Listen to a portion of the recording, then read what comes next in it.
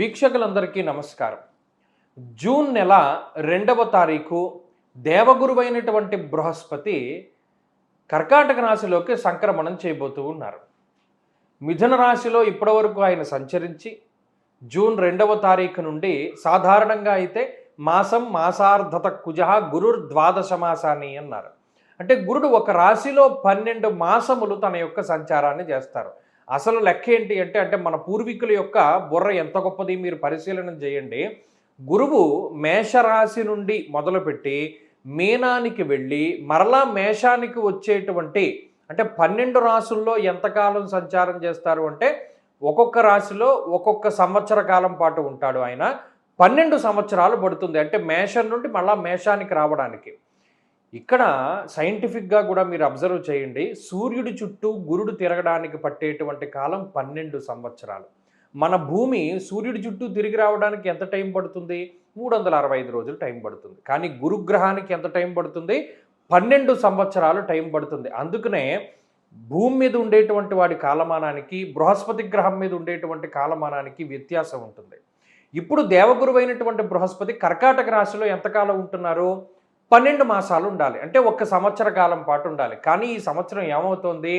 June నెల 2వ తారీఖు దగ్గర నుండి అక్టోబర్ 31 వరకు గురుడు కర్కాటక రాశిలో సంక్రమణం చేసి నవంబర్ 1వ తారీఖు దగ్గర నుండి జనవరి నెల 26వ తారీఖు వరకు సింహంలోకి సంక్రమణం చేస్తారు.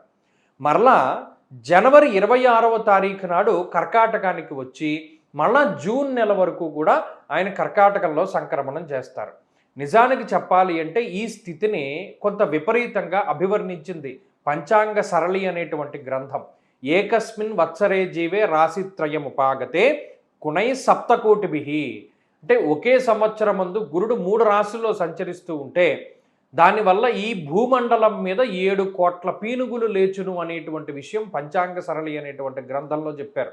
కాబట్టి అందుకనే మనకి ఇంధన సమస్యలు లేకపోతేనేమో ప్రకృతి వైపరీత్యాలు, యుద్ధ వాతావరణము, ప్రజలు ఇబ్బంది పడ్డము, ఇటువంటివన్నీ మొదలుపెట్టి ఏదో కొత్త వైరస్ వస్తుంది, హంటా వైరస్ అని ప్రచారం జరగడం, ఇవన్నీ కూడా ఏమిటి? దీనికి ఏంటి సంకేతం అంటే రాబోతూ ఉన్నటువంటి వైపరీత్యాలకి. కాబట్టి ఈ బృహస్పతి యొక్క మార్పు ప్రకృతి మీద ఏ విధమైనటువంటి ప్రభావాన్ని చూపెడుతుందో ఇండివిజువల్గా కూడా అదే రకమైనటువంటి ప్రభావాన్ని చూపెడుతుంది. ఆ విషయాన్ని ఈ వీడియోలో క్లుప్తంగా తెలుసుకుందాం. ఒక్కొక్క రాశి పైన గురుని యొక్క సంచార విశేషాలను మనం ఇప్పుడు చూద్దాం. మకర రాశి వారికి జూన్ నెల 2వ తారీఖున దేవగురువైనటువంటి బృహస్పతి సప్తమ స్థానమందు లోహమూర్తిగా తన యొక్క సంచారాన్ని ప్రారంభం చేయబోతూ ఉన్నారు. ఇక్కడ మకర రాశి వారి యొక్క స్థితిగతులు మనం చెప్పాం. ఈ సంవత్సరంలో టాప్ మోస్ట్ రాశి మకర రాశే. మరి ఇప్పుడు అదే స్థితిలోకి వారు చేరబోతూ ఉన్నారు. ఇప్పటి వరకు గురుబలం లేదు, ఇప్పుడు గురుబలం పెరుగుతోంది. రాహు బలంగా ఉన్నారు, శని బలంగా ఉన్నారు. అంటే దీర్ఘ సంచార గ్రహాలలో అన్ని గ్రహాలు కూడా మకర రాశికి అనుకూలంగా ఉన్నాయి. ఇలా ఇంకొక రాశి లేదు. కాబట్టి మీరే నెంబర్ 1. సప్తమంలో ఉండేటువంటి గురుడు రాజదర్శనం, ఆరోగ్యం, గాంభీర్యం, గాత్రపోషణం అన్నారు. అంటే మాటలో గాంభీర్యం పెరుగుతుంది. ఎప్పుడు గాంభీర్యం పెరుగుతుంది? మీ మీద మీకు నమ్మకం వచ్చినప్పుడు. ఎస్, నేను చెప్పేది కరెక్ట్, నేను చేసేది కరెక్టే అనేటువంటి ఒక సెల్ఫ్ కాన్ఫిడెన్స్ వచ్చినప్పుడు. అలాగే గట్టిగా మాట్లాడగలుగుతారు, మీ భావాల్ని చక్కగా చెప్పగలుగుతారు. 10 మందిలోనూ కూడా చాలా గొప్పగా ఇంటరాక్ట్ అవుతూ ఉంటారు. అలాగే గొప్ప గొప్ప వ్యక్తులతోటి పరిచయం ఏర్పడుతూ ఉంటుంది. సమాజంలో ఉన్నత స్థాయి వర్గం ప్రజల యొక్క అండదండలు ఉంటాయి.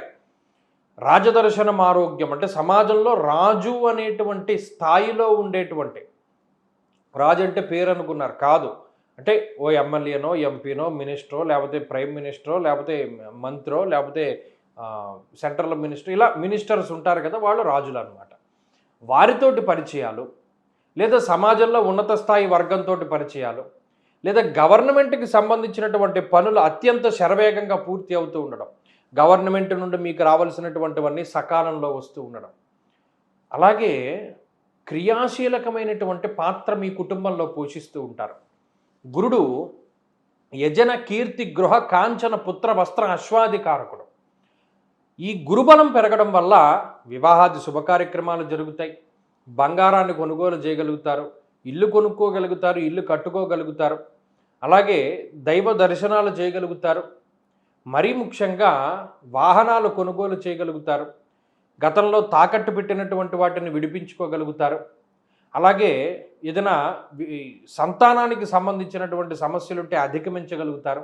సత్సంతానము, సౌభాగ్యము చేకూరుతూ ఉంటుంది.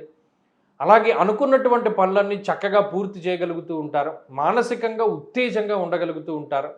డబ్బుని గొప్పగా ఆకర్షించగలుగుతారు. 2-3 రకాలుగా ధనార్జన చేయగలుగుతూ ఉంటారు.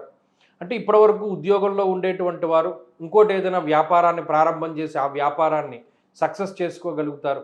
భాగస్వామ్య వ్యాపారాలు అభివృద్ధి చెందుతూ ఉంటాయి. అలాగే జీవిత భాగస్వామితో ఉండేటువంటి సమస్యలు తగ్గుతాయి. డైవర్స్ లాంటివి ఏవి అవ్వకుండా చక్కగా మరలా మీ వైవాహిక జీవితం మీకు వస్తూ ఉంటుంది. దీర్ఘకాలిక అనారోగ్య సమస్యలన్నీ తగ్గుముఖం పడతాయి. అప్పుల బాధలు పోతాయి. శత్రువులందరూ కూడా తగ్గిపోతూ ఉంటారు. ఎవరైతే మిమ్మల్ని వ్యతిరేకించారో వారందరూ మరలా మీ కిందకు వస్తూ ఉంటారు.